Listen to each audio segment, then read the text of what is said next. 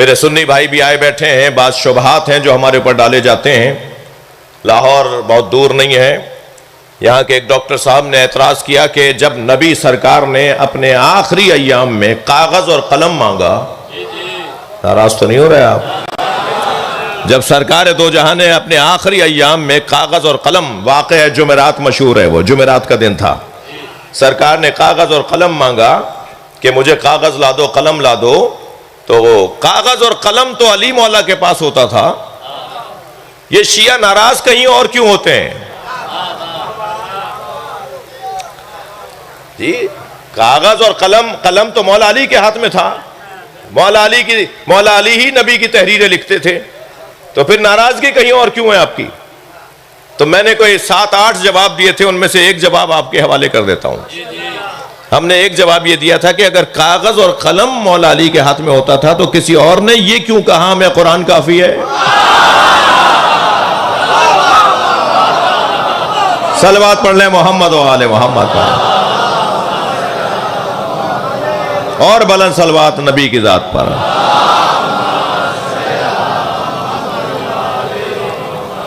थोड़ी सी बात आगे बढ़े। बात आ गई है जंग की, तलवार की, तो मेरा दिल कर रहा है कि मैं इन बच्चों जवानों को ये बताता जाऊं कि मौला अली के हाथ में जो जुल्फ़िकार थी ना, वो मौला अली से बातें करती थी। हाँ, मैं एक जगह तकरीर कर रहा था, कोई 10-12 रिवायतें मैंने तलाश की, यानी जमा की, कि मौला अली की तलवार जुल्फ़िकार जब मौला कहते थे लंबी हो जाए तो वो लंबी हो जाती थी, जब मौला कहते थे छोटी हो जाए तो वो छोटी हो जाती थी, जो दूर है उसके लिए लंबा करना पड़ता था, जो करीब होता था उसके लिए उसे छोटा करना पड़ता था। मौला की तलवार जो है वो मौला से बात करती थी और लड़ते लड़ते बोलती थी कि या अली इसे छोड़ दीजिए, इसकी नस्ल में मोमिन आने वाला है। कभी मौला से बात करती थी ये, और मौला उसको जब चलाते थे, अच्छा उसकी 3 सिफतें तो बड़ी हसीन लिखी हैं। उसमें लिखा है कानत ज़रबात वालियिन अबकारा। ये जो बच्चे हैं ना, इनका हक है कि मुझसे कहें कि मौलाना अरबी में हदीस सुनाइए, ताकि ये अभी गूगल पे सर्च कर लें। पहले आप हमसे हवाला भी मांगते थे ना, अब तो हवाले गूगल में पड़े हुए हैं जी। आप हमसे अरबी मांगिए, हवाले मुझे तो एक पता था, आप मुझे 4 और बता देंगे। मौलाना आपको एक हवाला पता था, अभी मैंने गूगल में सर्च किया 4 और निकल आए। तो आप हमसे कहा करें कि हदीस अरबी में सुनाइए। हम खतीबों से, हम जाकिरों से आप कहा करें हदीस सुना रहे हैं ना, तो इसको अरबी में सुना दीजिए।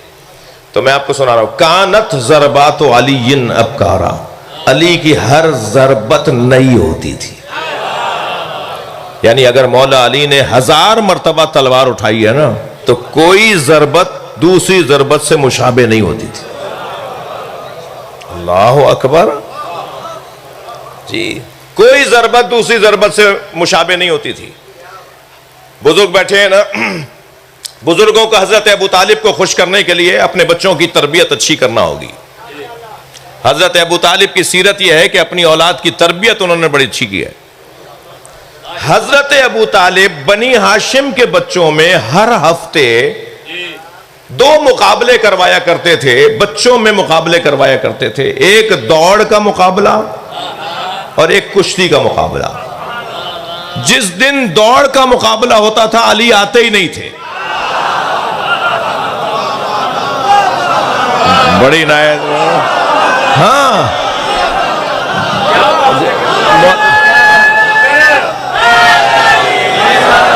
और जब एक मर्तबा हजरत अबू तालिब ने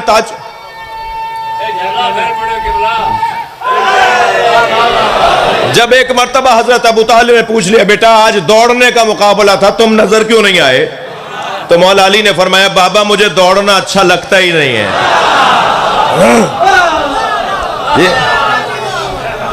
लेकिन जब कुश्ती का मुकाबला होता था, अली सबसे पहले खड़े होते थे। जिस हफ्ते कुश्ती का मुकाबला होता था, और मौला अली कुश्ती लड़ते थे, और फिर जब कुश्ती का मुकाबला अली से पड़ता था किसी का, तो अली मौला उसे 2 लम्हों में ही पटक देते थे। तो बच्चे आपस में तय करते थे कि इस हफ्ते अली ने ये दाव लड़ा है। पहलवान बैठे हुए या नहीं? इस हफ्ते अली ने ये दाव लड़ा है। तो अब आइंदा हफ्ते हम ये वाले दाव की मश्क करके आएंगे। तो अली जब दूसरे हफ्ते आकर लड़ते थे ना कुश्ती, तो एक नया दाव लड़ते थे। फिर ये सब तैयारी करते थे, अब 2 दाव हो गए, अली 2 तरह से लड़ता है। फिर तीसरे हफ्ते अली एक और नया वार करते थे। यानी मौला अली कम सिनी से जवानी तक आ गए, कोई दाव अली का तकरार नहीं हुआ। हर मर्तबा मेरे मौला ने नया अंदाज अपनाया। तो जब हर मर्तबा नया अंदाज होगा तो दुश्मन मुकाबला कैसे करेगा? मौला अली की जरबतों में एक जरबत की कैफियत और सिफत ही है कि कानत जरबात अली अबकारा, अली की हर जरबत नहीं होती थी। कानत जरबात अली आदिला, तवज्जो, अली की हर जरबत अदल के मुताबिक होती थी। यानी अली अगर मौला उमूदी चलाते थे ना, उमूदी सर पे मारते थे नीचे की तरफ, उमूदी चलाते थे या उफुकी चलाते थे तलवार, दोनों धड़ बराबर के कट के गिरते थे। तवज्जो चाहूंगा, एक राई के बराबर, एक ग्राम, एक तोला माशा फर्क नहीं होता था दोनों धड़ों में। जिसकी जरबत में ऐसी अदालत हो, उसकी हुकूमत में कैसी अदालत? गौर कर लिया आपने?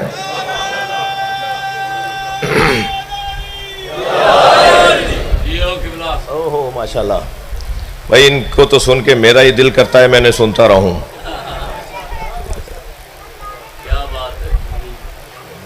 जी नवीद भाई, नाहिद साहब ना, बेहतरीन।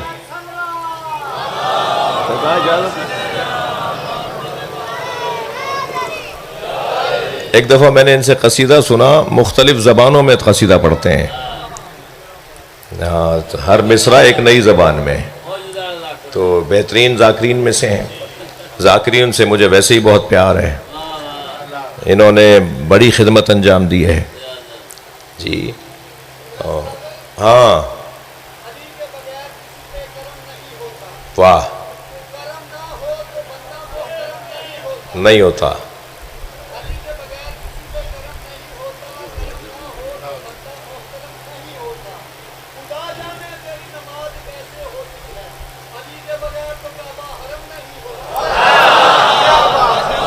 सामने बहुत रोशन पैगाम, बहुत रोशन पैगाम। मौला अली की ज़ात मौजज़ा ज़ात है। जिस अली मौला को पहचानने के लिए या मयार इलाही चाहिए या कसौटी मुस्तफ़वी चाहिए, उसे उम्मत का मुल्ला कैसे समझेगा? हमारे बस की बात नहीं है, लोगों के बस की बात नहीं है। हमारी मिसाल मेरे अजीजों ऐसी है जैसे हम समंदर के किनारे खड़े होकर समंदर की तारीफें कर रहे हो। हमें क्या पता इसकी गहराई कितनी है, हमें क्या मालूम इसकी वुसअतें कितनी हैं, हमें क्या पता इसके अंदर क्या क्या हीरे मूंगे जवाहरात पाए जाते हैं। मुझे अपने 2 मिसरे याद आ रहे हैं नाहिद भाई, मैं कभी कभी शायरी कर लेता हूँ। अर्ज किया था कि सुरमए तूर लगा दीदाए तर पैदा कर।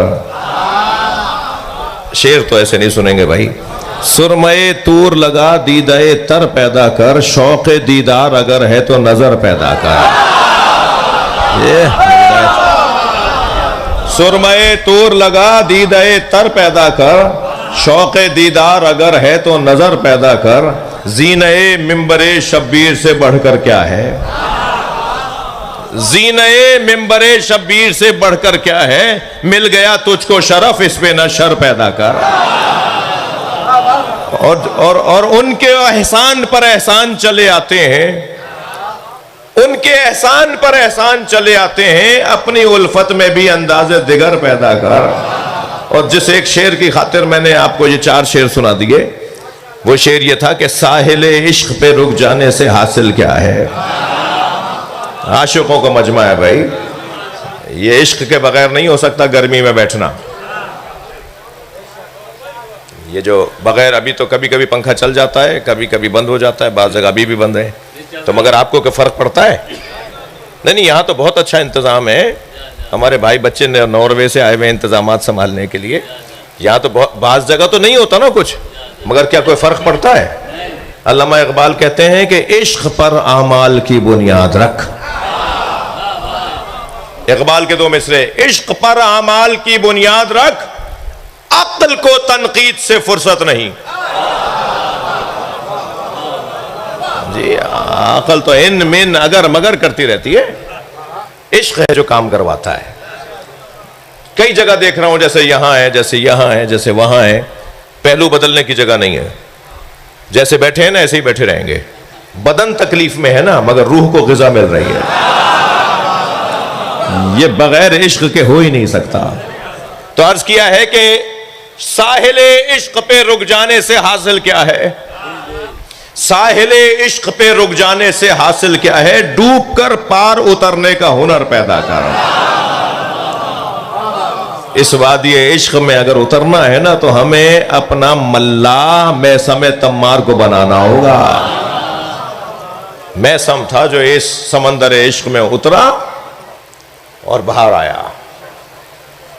वरना बहुत सारे लोग, अब्दुल्ला इब्ने सबा जैसे लोग, नुसैर जैसे लोग इस वादी इश्क में उतरे और बहक गए, वापिस ही नहीं आ पाए। कुछ को तो मौला अली ने अपने हाथों से जलाया, जिंदा जलाया। अली ने सिर्फ जिंदा उसे जलाया जिसने अली को अल्लाह बोला है। जिंदा जलाया मौला अली ने अब्दुल्ला इब्ने सबा को और नुसैर को। दो नाम है जिनको मौला अली ने अपने हाथों से जलाया है। क्यों? इसलिए कि वादी इश्क में आए और वापस नहीं आ सके। मगर मैसम उतरा। मौला अली ने फरमाया, ये पौधा है ना, ये दरख्त बनेगा और इस दरख्त पे तुम्हें लटकाया जाएगा मेरी मोहब्बत में। तो एक सहाबी ने क्या देखा कि मैसम बहुत दूर से ढोल भर के लाते हैं और एक दरख्त को, एक पौधे को पानी देते हैं।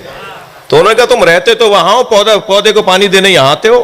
कह लगे, मैं इसलिए यहां आता हूं कि यही तो वो पौधा है जो दरख्त बनेगा जिस पे मैं अली की मोहब्बत में लटकूंगा। मैं उस पौधे को पानी दे रहा हूं जिस दरख्त के ऊपर मुझे लटकाया जाएगा। अल्लाहु अकबर। दुकान छोड़कर चले गए मैसम। बस आखिरी बात में दो जुमले मसाइब पढ़ूंगा। मैसम दुकान, खजूरों की दुकान, खुरमों की दुकान अपनी छोड़कर चले गए। किसी काम से चले गए। मौला अली का वहां से गुजर हुआ। फकीर ने अली को घेर लिया। अली मुझे, हमें कुछ दे, अली हमें कुछ दे। अली ने, मौला ने दुकान की तरफ देख के फरमाया कि मैसम की सारी खजूरें बांट दो इन्हें। हाँ, हजरत कंबर ने सारी दुकान उनकी बांट दी। अब जब मैसम आए तो मैसम ने देखा कि दुकान मेरी खाली है, मेरी खजूरें बढ़ गई। वहां मौला भी करीब में थे। उसने कहा, मेरी दुकान कहां चली गई? अली ने बांट दी। तो मौला अली के करीब आके कहने लगा, मौला मेरा माल नहीं, मेरी जान भी आपके हवाले है। बस मौला अली ने ये जुमला सुना तो मैसम के सीने पे हाथ रखकर अली ने कुछ इरादा फरमाया। जैसे ही अली मौला ने इरादा फरमाया ना, फिर अली ने मैसम के दिल में दो इल्म मुंतकिल कर दिए। एक इल्म में मनाया और एक इल्म में बलाया। इस मोहब्बत के बदले में मौला अली ने मैसम के सीने में दो इल्म मुंतकिल किए हाथ के जरिए। एक इल्म में बलाया, एक इल्म में मनाया। मैसम देख कर बता देते थे कि तुम कब मरोगे। अल्लाहु अकबर। मैसम तम्मार बंदों को देखकर बताते थे ये मरेगा कैसे। और मैसम तम्मार बंदे को देखकर बता देते थे कि इसकी जिंदगी में कहां कहां मुश्किलात और आजमाइशें और बलाएं आएंगी। मुख्तार सकाफी जिंदान के अंदर मायूस हो गए थे कि अब तो मुझे आज या कल लटका देंगे सूली के ऊपर। तो मैसम करीब आए और मैसम कहने लगे, मुख्तार मुबारक हो। कहा, क्या बात है, मुझे तो मौत की खबर आने वाली है। कहा, नहीं, अली ने तुम्हारे बारे में कहा है मुख्तार हमें खुश करेगा। कहा, मुख्तार हमारी आल को, हमारे बच्चों को, हमारे खानदान को खुश करेगा। मुख्तार कहते हैं, जब मुझे मैसम ने यह बता दिया ना, मुझे तसल्ली हो गई कि अब मुझे दुनिया की कोई ताकत फांसी नहीं चला सकती। इसलिए कि अली ने मेरे लिए कह दिया है कि मैं अली के बच्चों का बदला लूंगा। मेरे भाई अभी मेरे बात पढ़ेंगे, बहुत अच्छा पढ़ेंगे। मुख्तार ने अपने दरबार में चंद सिपाहियों से एक सवाल किया, इतना बताओ आखिरी वक्त में हुसैन क्या कर रहे थे। का आखिरी वक्त में हुसैन घोड़े पर जब डगमगा रहे थे, हम सब चाहते थे हुसैन को गिराएं। कोई नेज़ा चुभ हो रहा था, कोई पत्थर मार रहा था, कोई हुसैन इब्ने अली के करीब आकर बर्छी मार रहा था। हुसैन फर्जंद ज़हरा जख्मी हो गए थे। हर शख्स चाहता था कि हुसैन को गिराए, मगर आखिरी वक्त में हमने एक अजीब मंजर देखा, और मंजर यह था कि हुसैन जिस तरफ गिरते थे ना, उस तरफ इशारा करके कहते थे ला वल्लाह, हाथ का इशारा करके कहते थे मुझे नहीं चाहिए, और फिर घोड़े की जीन पकड़ के संभलते थे। फिर जब दूसरी तरफ गिरने लगते थे, फिर वहां इशारा करके कहते थे मुझे नहीं चाहिए। तो वो कहने लगे कि हम में से कोई कुछ नहीं दे रहा था, हम तो सब गिराना चाहते थे, मगर हमें समझ में नहीं आता था कि हुसैन किससे बात कर रहे हैं। कोई भी तो नहीं था वो जिससे हुसैन बात करते, सब तो हुसैन के दुश्मन थे वहां। तो एक मर्तबा मैंने एक अल्लाह के वली आलिम दीन से जुमला सुना कि उन्होंने इमाम मासूम से नकल किया कि जब इमाम गिरने लगते थे ना, जनाबे ज़हरा आगे बढ़ के कहती थी मेरी गोद में आ जाओ, और इमाम इशारा करके कहते थे अम्मा ये मेरा इम्तहान है, मुझे खुद ज़मीन करबला पे गिरने दीजिए। फिर दूसरी तरफ जब गिरते थे तो वहां बीबी आके कहती थी मेरी आगोश में आ जा, और इमाम फरमाते थे अम्मा ये मेरा इम्तहान है, मुझे खुद ज़मीन करबला पे गिरने दीजिए। अब करबला का मैदान है, हुसैन आखिरी वक्त में मैदान करबला में अपना जिहाद पेश कर रहे हैं। अज़दारो, एक मुसाफिर है जिसका नाम लिखा है अब्दुल्ला इब्ने अफीफ अज़दी, कूफे का रहने वाला है। कई महीनों के बाद कूफे में दाखिल हुआ। क्या देखा, दुकानें बंद हैं, बाजार बंद है, कोई चहल पहल नहीं है, कोई इंसान नजर नहीं आ रहा, कोई दुकान खुली भी नहीं है। परेशान घर में दाखिल हुआ। बेटी ने बढ़कर इस्तकबाल किया। बेटी ने कहा बाबा जल्दी दोबारा तैयार हो जाइए, एक फासले पर बयाबान है जिसे करबो बला कहते हैं, वहां एक बागी ने खरूज किया है, और हाकिम का ऐलान यह है कि अगर उस बागी को मारने के लिए कूफे के मर्द न गए तो इन्हें सजा दी जाएगी। कहीं मुखबिरी ना हो जाए कि आप कूफे में ही रह गए थे। अब्दुल्ला कहता है मुझे समझ में नहीं आया ये बागी कौन है। तो मैंने बेटी से पूछा बेटा उस बागी का नाम क्या है? कहा बाबा बागी का नाम नहीं बता रहे, बस हुक्म इतना है कि बागी को मारने जाओ। कहता है मैंने घोड़ा दोबारा तैयार किया, घोड़े पे बैठ के रवाना होने लगा। तो बेटी ने रुखसत करते हुए कहा बाबा आप जंग पर जा रहे हैं ना, और जंगों में माले गनीमत भी मिलता है। अगर करबला में जंग में माले गनीमत मिले और उसमें यमनी पत्थर मिल जाए तो मेरे लिए अकीक़े यमनी ले आइएगा। मैं गले का हार बनाना चाहती हूँ, मैं जेवर बनाना चाहती हूँ। अब्दुल्ला कहता है कि मैं घोड़े पे बैठ के कूफे से करबला गया। करबला पहुंचा तो आशूर का दिन था, असर का वक्त था। अजीब मंजर मैंने देखा, एक 56 साला बूढ़ा जख्मी है जिसका अमामा खुल के उसकी गर्दन में आ गया है। वो लाखों से मुकाबला कर रहा है, मगर उसका जलाल ऐसा है वो जहां घोड़ा मोड़ता है फौजें भागने लगती हैं। मैंने एक भागते हुए सिपाही से कहा ये अकेला है, तुम इससे डरते क्यों हो? तो कहने लगा तुम्हें नहीं पता इसके एक भाई का नाम अब्बास था। वो कहता है मुझे फिर समझ में नहीं आया ये कौन है जिनके भाई का नाम अब्बास है, मगर कहते हैं अब्दुल्ला कहता है मुझे बस इतना पता था कि मैं तलवार उठाकर इनका सर उतारूं तो जंग ठंडी पड़ जाएगी, बस एक ही आदमी तो रह गया है जिसे मारना है। अब्दुल्ला इब्ने अफीफ अज़दी कहता है मैंने अपना घोड़ा उनके घोड़े के पीछे लगाया और चंद ज़िराह के फासले पर मैं आ गया। वो कुछ आगे थे, मैं बिल्कुल करीब आ गया। करीब आकर मैंने इरादा करके तलवार निकाली कि किसी तरह हमला करूं, तो फौरन उन्होंने मुड़कर देखा और मुझे आवाज देकर कहा अब्दुल्ला करीब आओ, अब्दुल्ला करीब आओ। अब्दुल्ला कहता है मेरे हाथ पैर कांपने लगे, ये कौन है जो मेरा नाम जानते हैं? मैं रुक गया तो फिर आवाज आई अब्दुल्ला करीब आओ। मैं घबरा रहा था, आगे नहीं बढ़ रहा था, तो उन्होंने हाथ से अंगूठी उतारी और कहा यह अकीक़े यमनी है, अपनी बेटी को जाके देना और कहना मैं बागी नहीं हूं, मैं नबी का नवासा हुसैन अजरो कमल अल्लाह। बस आखिरी जुमला ज़दारो मैंने अपने हिस्से का खिताब मुकम्मल किया। अब्दुल्ला कहता है कि मैं जमीन पर गिर गया, मौला के पैरों में गिर गया। मौला हुसैन आप हैं, आपको ये सब मारने आए हैं? कहा अब्दुल्ला जल्दी चले जाओ, कूफा वापस चले जाओ। कहा मौला मैं आपको तन्हा छोड़कर कैसे चला जाऊं?